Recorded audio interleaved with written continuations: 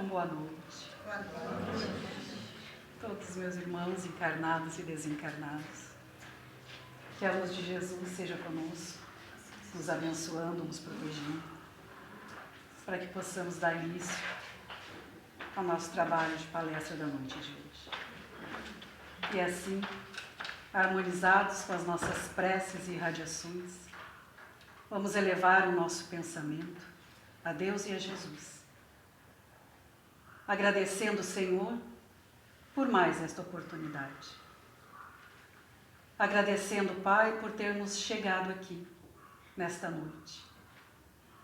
Por mais atribulado que tenha sido o nosso dia, mas o nosso pensamento, Senhor, nos trouxe até aqui.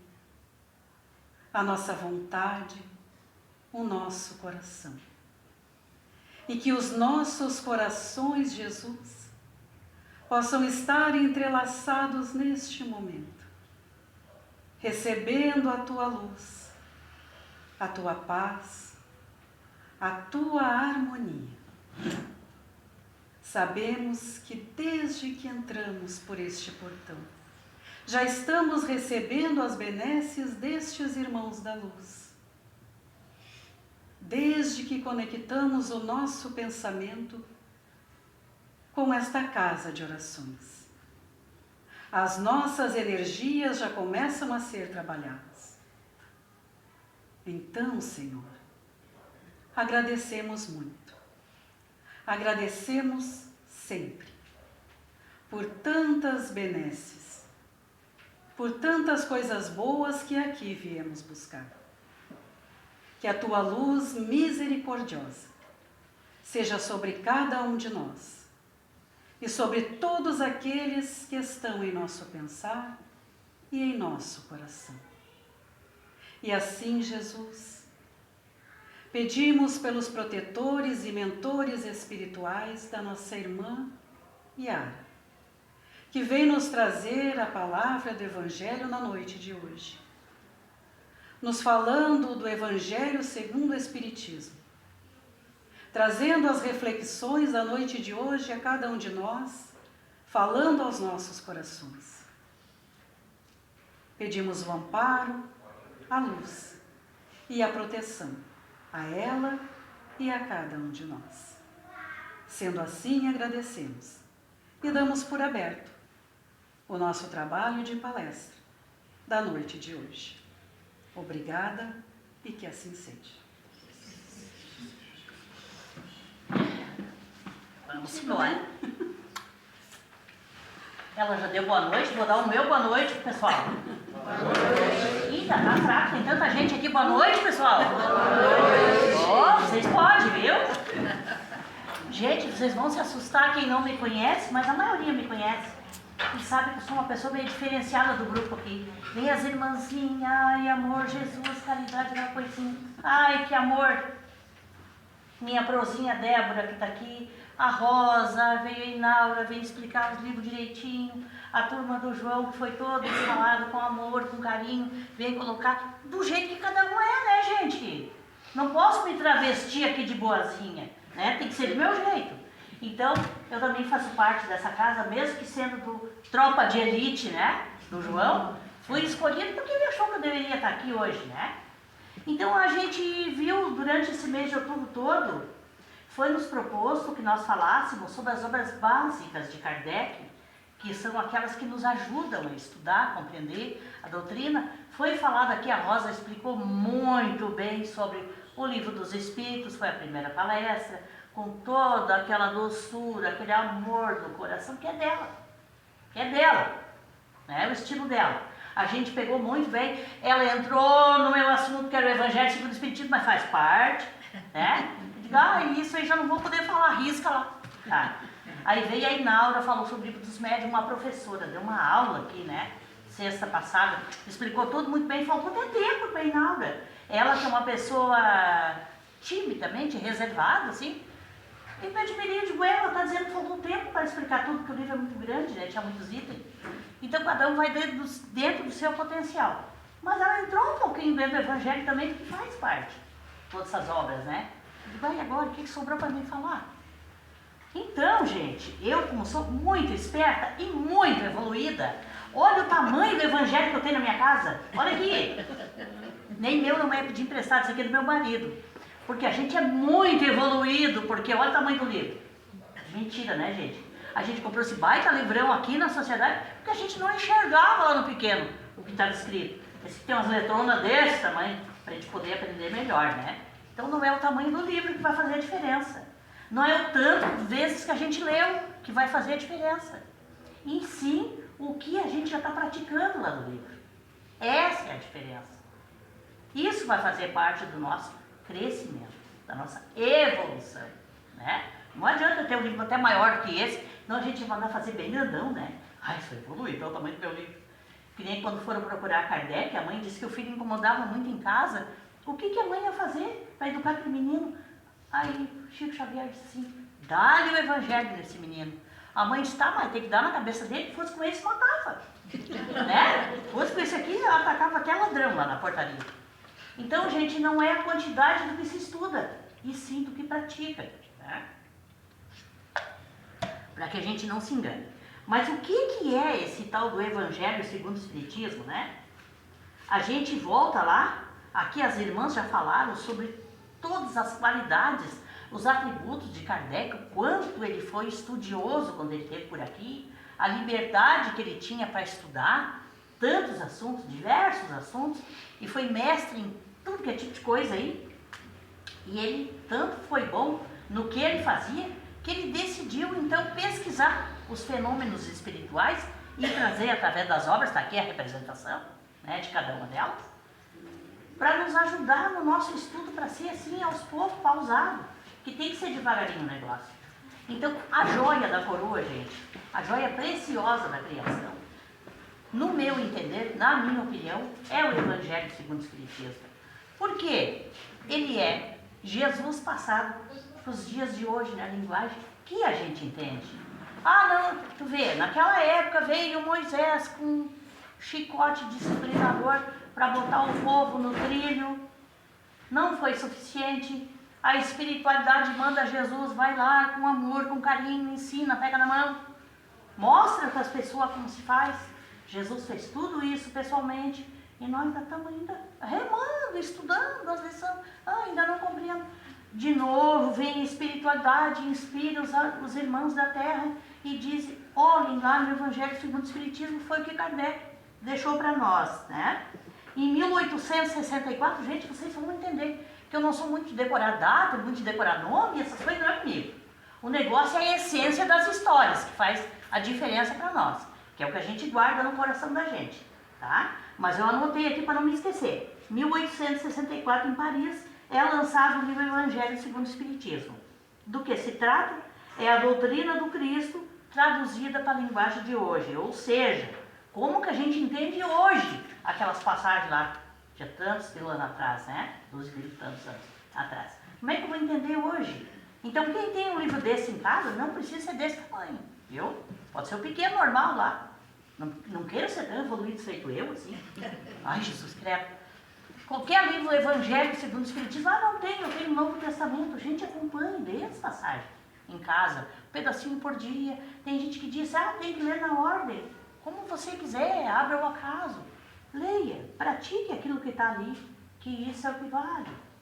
Então, os nossos irmãos iluminados vêm dar colaboração deles, nos explicando, passagem por passagem, tudo direitinho para que a gente compreenda melhor o que Jesus falou. Então, para mim, isso aqui é a joia da coroa, o Evangelho segundo o Espiritismo. Quem está com esses ensinamentos do Cristo ainda renovado, passado para o jeito que a gente entende hoje, está com tudo. Para praticar, entender e crescer. Não adianta só ler e guardar lá, na gaveta. Né? Lembrei hoje o dia todo estudando o nosso colega. Muita gente aqui estudou com ele, passou por anos de estudo com ele, a esposa dele, o João Felício e a Odete Felício, que deram aula para nós e cursos. E eles abriam o evangelho deles, era tudo rabiscado, com folha marcando lá dentro. Um dia eu disse, ai João, o teu livro do Evangelho é igual ao meu. É tudo amassado, tudo rabiscado, tudo escrito. Porque eu sou organizadíssima, gente. Olha aqui, gente, ó. Caderno, esse é o meu caderno. Aqui tem de receita de bolo, a jogo de bicho e tudo mais, né? Hoje eu não tenho a lição da noite, aqui tem, se quiser olhar, tem aqui, ó. Quem me deve, ai não, pula essa parte, tá? Então, gente, o João disse assim, ô Yara, tu tem que entender que quem tem o Evangelho segundo o Espiritismo, se é para cabeceira, para deixar na beira da cama para ler um trechinho por dia, e ter como acompanhamento na bolsa, e ter ele como amigo e companheiro, é uma coisa, é aquele livro que tu vai abrir, ler e guardar lá direitinho. Agora o livro de estudo é diferente. Ai, tem uma parte ali que eu não posso me esquecer. Anota aqui, rabisco, sublinho, marca com uma folha aqui no meio. Então, ele, como nosso professor, era o método dele. Eu digo, mas não estou tão errado assim. Porque o meu já dele estava no 5º ou 6º evangelho, está acabado. Mas ele foi estudado, foi trabalhado. Só não foi praticado ainda, né, gente? Mas, como disse a Judite, a gente é eterno, estamos tentando cada dia um pouquinho, né? Então, assim, cada um tem o seu sistema de levar o seu estudo, a sua maneira de aprender. Mas o livro Evangelho segundo o Espiritismo, vou repetir, é a joia da coroa, tá? E eu ouso nesse momento, ousado que sou, dizer ao Mano Kardec, que está lá no andar de cima já, que esse livro dele, eu o apelidei de livro da persistência. Persistência no quê? No Evangelho do Cristo. Né? Ele veio nos dizer que não tem novidade nenhuma a partir de Jesus em sua chegada aqui, é tudo aquilo que ele explicou lá. Vamos acordar com aquelas verdades, vamos começar a viver aquelas verdades. É um livro que manda persistir no bem, persistir no estudo, persistir na busca. É o livro da persistência, para mim. Para vocês pode não ser, para mim é isso. Então, gente, lá tem todas as passagens que se faz necessária para o nosso conhecimento. Tem 28 capítulos, eu anotei aqui que eu disse que eu não decoro esses números, essas coisas, para mim, isso aí é uma banalidade. Mas tem 28 capítulos muito bons, cada um falando acerca do que a gente está vivendo naquele momento. Ah, tô com tal problema, vamos lá, procuro, vai estar a respostinha lá, tá? Então, gente, é o nosso conselho da Casa Espírita, adquiram o Evangelho segundo o Espiritismo.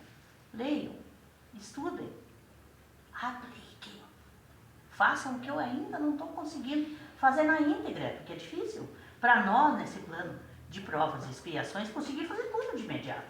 Mas aos pouquinhos a gente vai entendendo, aos pouquinhos a gente vai conseguindo. É devagarinho. Eu não falei que era o livro da persistência, então persistamos, tá, gente? Gente, para quem conhece meu trabalho e a minha pessoa, sabe que eu sou uma pessoa doente, aficionada por estudar. Eu nasci nesse mundo aqui para estudar, para aprender. Não sei se vou aplicar, mas é o que eu gosto de fazer, é estudar.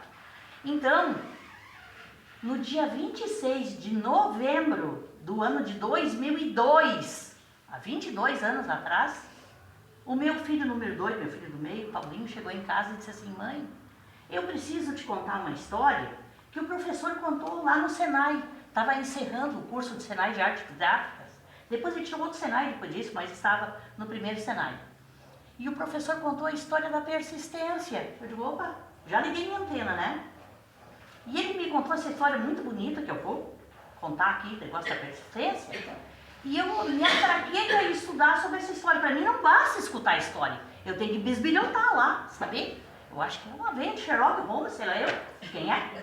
Eu gosto de saber o que eu estou falando, o que eu estou estudando, o que eu estou aprendendo, né? Então, eu vou falar uns nomes aqui, talvez a gente estranhe. Eu acredito que aqui dentro desta casa, a gente não ouviu ainda. Olha, eu trabalho há 32 anos aqui dentro. Eu não ouvi ainda esses nomes aqui.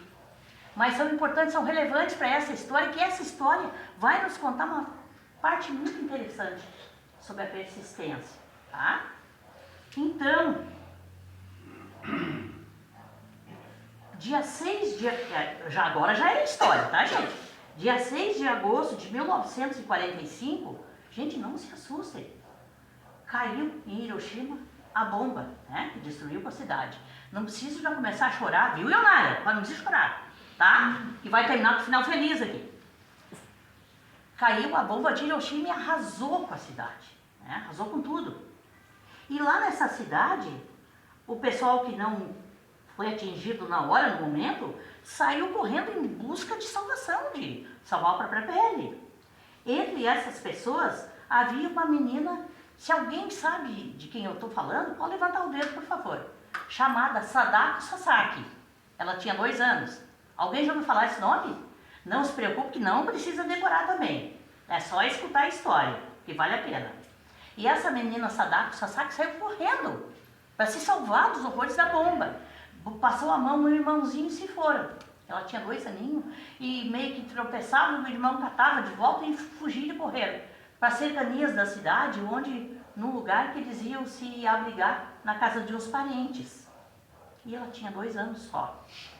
E passou por todo esse trauma, como todas as outras crianças, como a maioria não sobreviveu naquela época, né? Uma coisa muito, muito séria. Mas a gente não vai se ater na tristeza, vamos pegar só a parte boa da história, tá?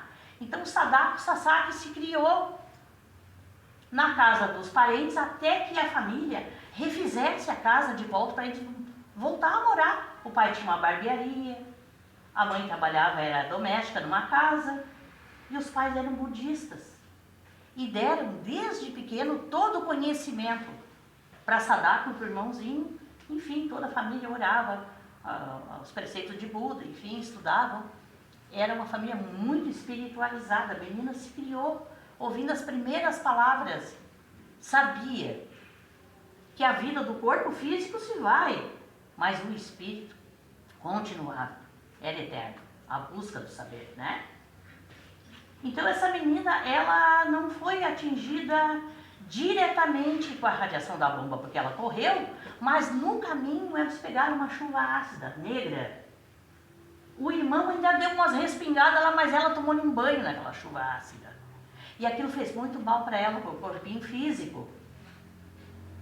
Ela acabou contraindo a doença da bomba, que era na época o câncer no sangue, que era leucemia, né? Mas ela não sabia. E como crianças normais, voltaram para casa, o pai reconstituiu a vida, levantaram a cidade de novo, vamos levantar, vamos para frente, a vida continua.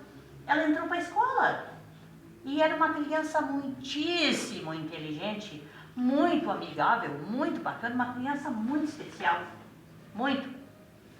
E ela se destacou no atletismo, ela gostava de fazer corridas pelo colégio, ela passou a fazer parte do grupo das Olimpíadas da escola, trazendo inclusive vários troféus para a escola. Ela corria muito, não sei se de certo aprendeu a correr da fumaça da bomba, de repente o começo foi ali. Ela era muito boa em atletismo.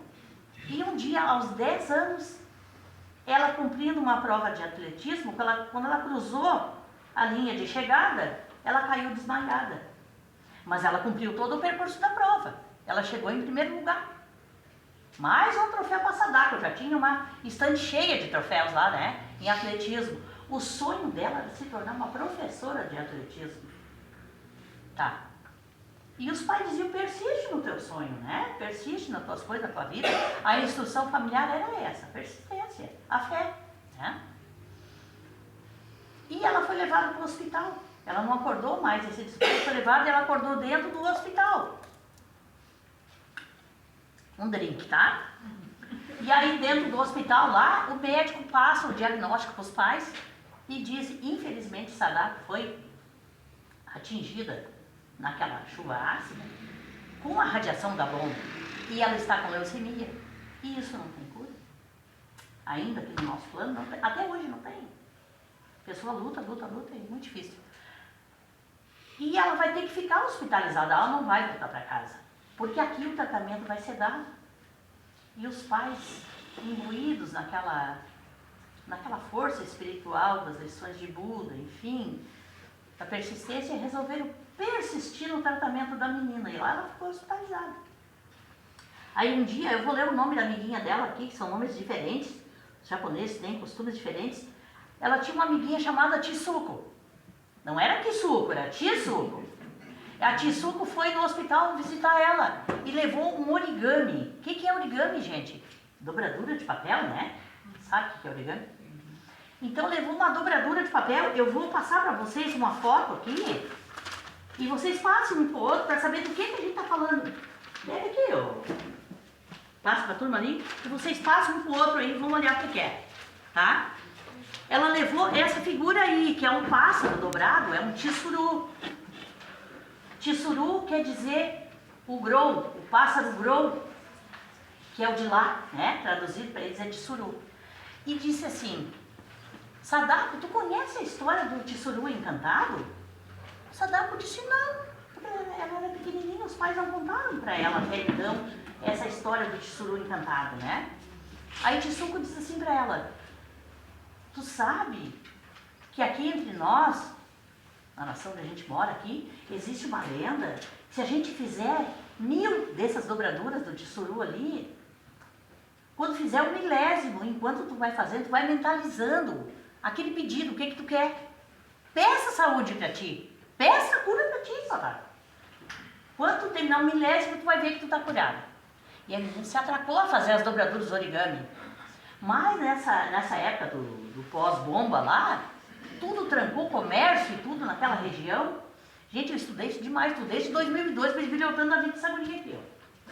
Porque vale a pena a gente entender, tá? A gente tem que saber o que a gente está falando. Trancou todo o comércio lá e as papelarias fecharam porque o comércio do papel não chegava mais lá. Então o que fizeram? Ela queria fazer as dobraduras e não tinha mais papel. O que ela ia fazer? No hospital, até as receitas usadas dos médicos, eles davam para ela cortava os quadradinhos, fazia a dobradura e fazia os tissuruzinhos.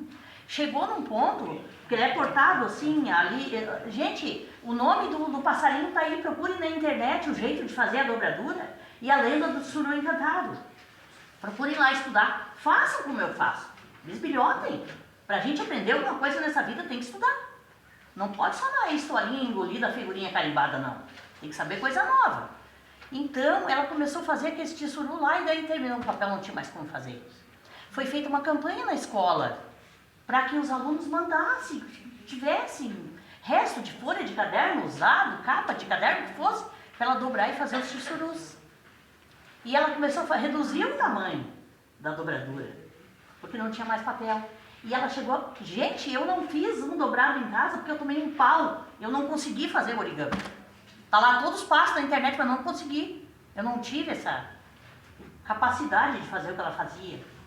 Ela fazia esse tissuru do tamanho de um grão de arroz. Agora vocês imaginem a capacidade que essa criatura tinha. Sadako é o nome dela, né? Que agora está do outro lado, mas ela está nos escutando essa hora. E ela vai vir puxar no meu pé essa noite se eu não falar direitinho a história dela aqui, tá?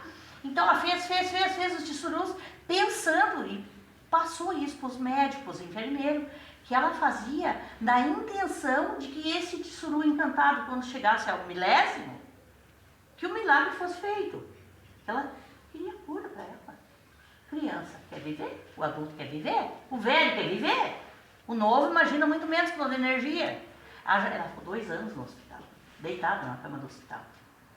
Ela era muito resignada. Os pais tinham educado assim, né? Eles são muito reservados, os japoneses, né? A gente quase não vou falar desse outro lado do mundo, mas eu me interesso, porque são todos nossos irmãos. Enfim, ela começou a dobrar os tissurus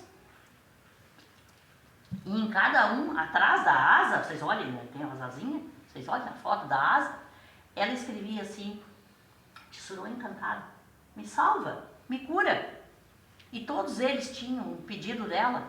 Aí daqui a pouco ela conseguiu dobrar 364 daqueles tissurus, desse tamanhos assim, tá? Olha, é passarinho pra cá. Eu não consegui dobrar o meu para trazer aqui hoje. Há muito tempo atrás, quando numa aula eu trouxe aqui nessa casa, não citei o nome dela, mas citei o origami, o pássaro, tudo enfim, eu trouxe 2 e deixei aqui em cima da mesa. Mas deu o maior tumulto que terminou o trabalho, todo mundo queria. Então hoje eu já nem trouxe, só foto, tá? Vocês podem olhar, quem quiser levar para casa, pode levar. Peguem o nome e pesquisem em casa. Façam isso. Não peguem todas as histórias de pronto e aceitem tudo, não. Vamos lá ver se é verdade o que a mulher está falando. Ou a mulher caiu do disco voador e deu de cabeça no chão, né? O que tem a ver uma coisa com outra? Ela foi agendada para falar sobre o Evangelho segundo o Espiritismo e já está lá no Japão, com Sadako Sasaki. Tá. Então, ela dobrou 364 tissurus.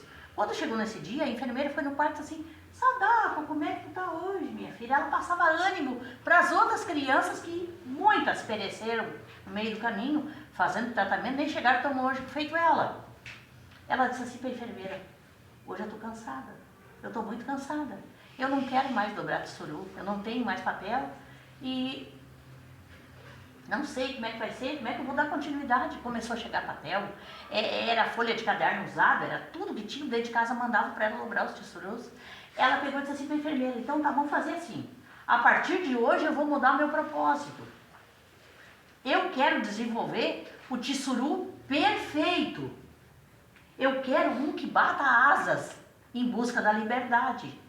Porque eu quero, meu pedido é o seguinte, se nós pedimos para Jesus, para Deus, sabe lá para quem é que a gente está acostumado. Ela pediu para Buda, que Buda desse para ela o direito, então, de ela poder pedir em favor de todas as outras crianças que foram vítimas da bomba. Se eu peço, ao dobrar os tissurus, que nenhuma criança mais no mundo nunca mais passe pelo horror da guerra. Para que nenhuma criança do mundo venha passar por privação de liberdade e nem por doença. Ela conseguiu, num momento difícil da vida dela, contornar e tirar o holofote de cima dela e pensar nas outras crianças. Porque ela entendeu que o sofrimento era grande, que outras mães também choravam com os filhos perdidos, que outros pais sofriam pedindo cura do filho, cura da doença, enfim. Ela sabia que o sofrimento era demais. Então ela deixa para nós a lição da persistência e da resignação. E aí eu pensei assim comigo, eu sou uma pessoa muito xarope, muito elétrica, eu tenho que saber o porquê das coisas. Tá, mas o porquê que aquele tissuru, aquele pássaro lá, tiraram da onde? O primeiro tissuru encantado. Olha como eu sou chata, gente. Vamos lá, vamos ver de onde é que saiu isso aí. A primeira pessoa que inventou o origami, que dobrou o primeiro tissuru, ele se baseou num pássaro, procurem lá na internet, num pássaro chamado grou, que ele é parecido com uma garça, assim, sabe, grande, que é o único pássaro, o único que sobrevive na altura do Morro do Tibete, lá onde os monges têm sua clausura, seus seminários, seus encontros, eles ficam lá estudando, se formando. O lugar é tão alto que é chamado teto do mundo. Procurem lá, gente, vamos estudar, gente, vamos saber o mundo que a gente vive. Não adianta só saber comer feijão e arroz, tem que temperar diferente de vez em quando. Tem que saber coisas diferentes. O humano Kardec nos deixa a liberdade de estudar, de procurar, e nos diz que somos todos irmãos. Todas as culturas são importantes para nós. Todas nos ensinam. A gente tem que aprender com todas, né? Então, esse pássaro grou era o único pássaro, a única ave que sobrevivia àquela altura daqueles morros do Tibete, onde os monges faziam os seus estudos, os seus isolamentos. Ficavam lá parados só fazendo meditação. Então, eles olhavam pela rua e viam os pássaros lá beliscando no gramado lá pro lado de fora, que fora eles eram os únicos ser vivos que andavam por lá. Então tornaram ele o pássaro encantado, o pássaro milagroso, porque era a única companhia que eles tinham por lá, né? Então nada vem de lugar nenhum, nada vem do à toa. Então, sobre a lição da persistência, esses monges lá no começo, eles viam que eram pássaros muito insistentes, porque a precariedade da vida era muito grande e os pássaros sobreviveram mesmo ali. Então, tão bom a gente conhecer coisas novas. Olhar, abrir nossa janela e ver que do lado de lá, meu vizinho é diferente de mim, mas ele também é um filho de Deus. Ele tem as suas manias, seus costumes, suas coisas, mas ele tem suas crenças. Ele faz seus pedidos, ele tem suas doenças, seus achaques, seus problemas, igualzinho nós temos. Então, gente, a gente está tudo aqui nessa terra, nesse aprendizado, estamos tudo no mesmo barco. Tá? Não é preciso que a gente chegue em casa assim, ai, ela falou de quem lá mesmo? Então não interessa. Falou de alguém que mesmo sendo criança, num final de vida ela consegue lembrar que existem outras crianças sofrendo, outras pessoas sofrendo. Isso são espíritos muito já... É uma redundância dizer que são espíritos espiritualizados, mas é isso que são, né? Muito conscientes por estar aqui na Terra, estão na condição de criança, mas são espíritos já elevados. Mas que isso é possível aqui no nosso meio. Olhar para o outro e entender que o outro é irmão. O outro tem as mesmas necessidades ou muito maiores do que as nossas. Porque nós conseguimos chegar aqui hoje, ó. Nós optamos por estar aqui. Quanta gente queria vir e não pôde. Quanta gente nem descobriu ainda onde buscar uma cura. Então, não sei, estou sofrendo tanto, como é que eu vou começar a me tratar? Gente, dê um jeito, adquira. Eu vou pegar o pequeno aí para não me exibir muito, que nem meu não é. O Evangelho segundo o Espiritismo, gente. Lá vai ter as respostas que a gente precisa, mas que estudemos, meditemos, entendamos, buscamos acompanhamento com o livro, mas com prática, tem que praticar, senão a gente não vai melhorar, não vai crescer, tá? Então, gente, com certeza, eu acho que Kardec não vai me botar de castigo, mas eu chamo hoje o livro Evangelho segundo o Espiritismo, o livro da persistência. Persistência no Evangelho do Cristo. Persistência em tudo aquilo que foi nos explicado há tanto tempo atrás e a gente está patinando para aprender. Ou às vezes faz que não viu certas lições, ou às vezes não compreende mesmo, mas nosso tempo de compreender vai chegar com a nossa maturidade. Mas hoje, mais amanhã, a gente vai compreender, tá? Então, a partir do dia que a menina disse que ela não queria mais dobrar os tissurus, que ela estava cansada, que ela não tinha mais papel e tudo, a enfermeira entendeu que a doença estava batendo com tudo e estava levando ela. E falou para o doutor, Sadako não está bem naquela noite. Ela foi dormir, pôs todos os tissuruzinhos dela, mas não acordou. Ela desencarnou naquela noite. Mas deixa todo esse legado para que a gente entenda que nós temos que persistir. Ela lutou até o final, até o último momento, pensando nos outros. E olha, não estou falando aqui de Jesus Cristo, uma elevação maravilhosa que teve. Estou falando de uma pessoa normal aqui do nosso plano, nosso tempo de convivência, que eu gosto de histórias mais para cá, mais modernas, mais do nosso tempo, né? Então não é uma história lá da guerra, da bomba de Hiroshima, com o final de chorar, não. É com o final de nós fazer a gente pensar o quanto a gente pode melhorar, o quanto a gente tem que melhorar e o quanto a gente vai melhorar. Porque é inevitável, o progresso é inevitável, gente. Mas hoje, mais amanhã, a gente vai melhorar. Aí nesse dia, quando ela desencarna, Sadako, ela estava com 12 anos. Olha só, gente, 12 anos. Tem que fechar o olho para a vida e ir embora, não é fácil, né? Nesse dia é estatuído, é lei. Eu não estou falando uma besteira. Confiram lá nos estudos. No Japão, que o tsuru, o pássaro encantado, esse da foto que vocês viram aí, passa a ser o símbolo da persistência no Japão. Tá? Então foi um exemplo vivo da vida real que eu consegui buscar aqui pro dia de hoje. E quando meu filho me contou essa história, eu cheguei a me desmanchar, porque eu disse, que coisa mais linda. Aquilo é uma coisa que nos toca. Alguém que passou por aqui, uma criança, deixa um exemplo desse. Né? A mim me tocou demais, então venho lendo, estudando e procurando desde lá algo enriquecedor para mim, para que eu possa fazer disso um trampolim para o meu crescimento. Não era do outro que eu estou pensando. Porque cada um vai crescer à sua maneira, do seu jeito, da sua forma.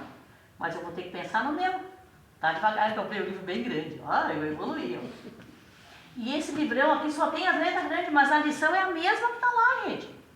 Mas eu não tenho, eu tenho só o Novo Testamento. Vão lá, é a mesma coisa. Kardec não trouxe novidade nenhuma a partir do Cristo para cá, que muita gente aí fora não sabe. Que a doutrina espírita ela é cristã, não sabe. Então quando chega aqui, estão falando de Jesus na casa espírita. O que tem a ver? Eu podia ter citado aqui um monte de espírito iluminado e tantos nomes, mas já falaram e vão falar, vão todo dia repetir. Eu digo, não, eu tenho que trazer alguma coisa diferente que marque em nós, como marcou em mim. Eu desejo para todos nós que sigamos na lição da persistência e no exercício da persistência, que olha, não está fácil o nosso plano aí fora, mas a gente quer vencer e vai vencer e a gente vai ter que fazer força. Então, sigamos na lição da persistência. Hoje, como eu passo a receita, né? O Evangelho segundo o Espiritismo, para todos nós, sem contraindicação, sem efeito colateral. Vai fazer bem para todo mundo. Ele faz bem para todos nós. Não só para os espíritos, não espíritos também. Procure ler, procure entender. Foi isso que Jesus quis dizer. Que bom, né? Hoje eu posso entender. Naquele tempo lá não entendia. Amigos, muita gente me chama de papagaio, matraca, essas coisas, mas tenho só meia hora, só, para vir falar com vocês, né? Então parece um pelotão de fuzilamento. Até tinha outras história, outros exemplos, outras coisas mais. Mas no outro dia a gente conversa muito mais. Se lá em 2002 ele contou essa história, nunca se encaixou em algum trabalho que eu fizesse na Casa Espírita. Mas hoje coube feito maluco. Persistência é a palavra de ordem. Sem essa a gente não vai a lugar nenhum. Boa noite a todos. Vou passar no caixa pegar meu pagamento. Podemos fazer. Tem que persistir. Eles querem para a prece ainda, ó. Ah, eu sou persistente. Eu sei, eu vi. Convido a nossa irmã para fazer a nossa prece de encerramento. Então assim, Jesus amado, hoje a gente aprendeu que é preciso persistir, insistir, tentar muitas vezes. Então que Tu nos ajude, Senhor, nas tentativas, porque às vezes a gente se encontra fraco, desanimado, mas que a gente não desanime nunca.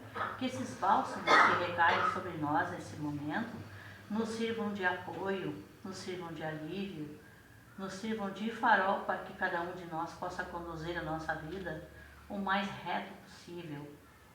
Obrigado, Senhor, por tudo que Tu nos permite viver, por poder olhar para o outro e ver que o outro é nosso irmão e tem a mesma dificuldade que nós, ou talvez até ainda maior. Obrigado, Senhor, Tu já nos abriu a porta, Tu já nos deu esclarecimento. Obrigado, Senhor, que botou o irmão Kardec no nosso caminho a nos apontar essa doutrina maravilhosa que está aqui para nos ajudar. Pelas bênçãos da noite de hoje, Senhor, nós Te agradecemos, esperando poder voltar muito mais vezes na Casa Espírita, e o nosso desejo é que possamos voltar e sair daqui muito melhores do que quando aqui chegamos.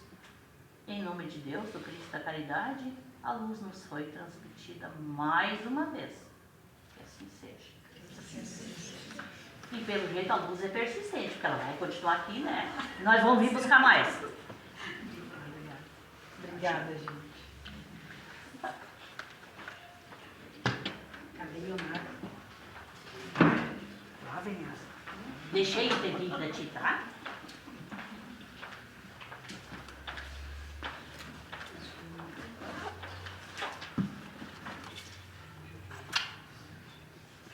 Não chorou, né? Não era para chorar mesmo. Deu vontade de xingar quando tu disse que não era pra chorar mais. Boa noite a todos. Pedimos que os trabalhadores se dirijam, né, às Dá cabines licença. de passe.